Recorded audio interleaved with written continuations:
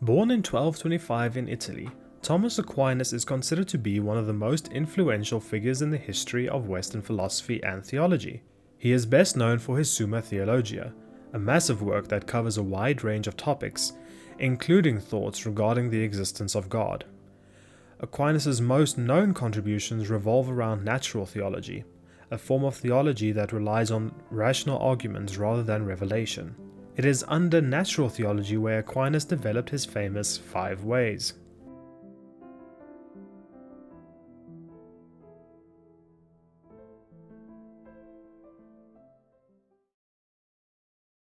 The 5 ways, also immaturely known as the 5 proofs, are a series of arguments that Aquinas presents in his Summa Theologia. These arguments are designed to demonstrate the existence of God based on reason and observation of the natural world. They should in no way be considered proofs as we understand that word today. The first way is the argument of motion. Understood in terms of change, motion becomes the first proof which Aquinas uses to demonstrate God's existence. It is evident to all of us that change occurs all around the world. Things change when potential changes become actual changes. Only actual changes can convert potential changes into actual changes before actually cancels out potentiality. As nothing can be both actuality and potentiality in the same respect, it stands therefore that things cannot change or move themselves. Any change or motion that occurs in the world therefore must be changed or moved by something other than itself. This series of change cannot go on to infinity, and it is necessary to establish a starting point which is put in motion or changed by no other. This can be understood to be God. Aquinas' argument of motion is linked to Aristotle's notion of God as the unmoved mover. God, in this sense, causes other things to change, but himself remains unchanged. The second way is the argument from causality. A series of efficient causes exist in the world. Everything which we know in this world has been caused by something other than itself. A thing is not the cause of itself. If a previous efficient cause does not exist, neither does the thing that results. Therefore, everything that exists needs a beginning or first cause of existence. Just as a series of motion or change cannot go on to infinity, neither can the series of efficient causes go on to infinity. If this occurred, then the result would be that nothing would exist at this present time. In an effort to solve this problem, therefore, it is necessary for us to try and establish a first efficient cause. In order for things to happen in the world, we need something to start them, and this can be understood to be God. The third way is the argument from contingency.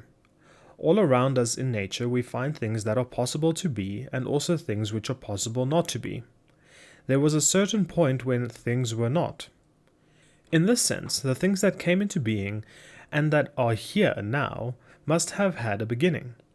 If things were never in existence, then even now nothing would exist. There must therefore be something which necessarily exists without any other, and which causes others to exist. This we may understand to be God. The fourth way is the argument from degree. In the world we notice different gradations in things. Some things are better or worse than other things. There must be something, therefore, which is ultimate beauty or perfection, and this we understand to be God. The fifth and final way is the argument from design.